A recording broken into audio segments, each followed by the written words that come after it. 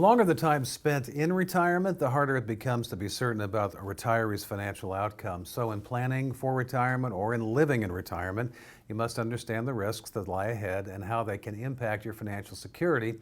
Here to talk about this is Jeremiah Ramirez with the Marathon Group in Sacramento, California. Jeremiah, welcome. So one strategy for managing risk with investments is diversification.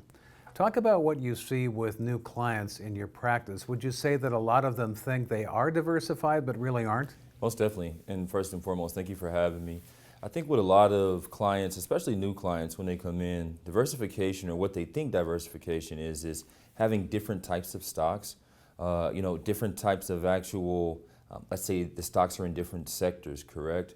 But really, when we think about diversification, you should think about a home. So in that financial home, there's different rooms inside of that home. Stocks would just be one room inside of the home. When we talk about diversification, what we're saying is transitioning or making sure that you understand there's other sectors, there's other classes of assets to actually focus in on.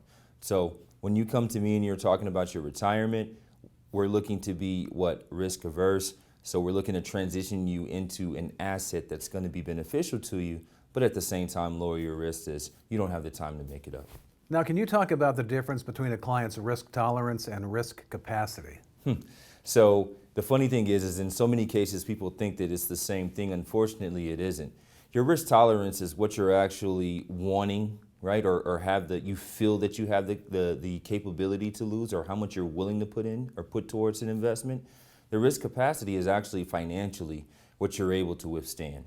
Right, so if I'm looking at the total, my total retirement scheme, correct, and I'm scheduling out month per month how much income or how much money I would actually need to live at a certain, standard of living, then your capacity would be, if I took a hit of $100,000, how does that leave me? Where does it leave me financially? Do I have financially the means to do that and still survive in retirement? Jeremiah, how should market risk in a portfolio change as someone gets closer to retirement? As you begin to go into retirement, as we start off in our 20s, right, we're beginning to work and you have all the energy and you can do so many various things. You're able to put in the overtime hours and those type of things, right? And so you can be a little bit more risky in the beginning of your retirement or beginning of your work life.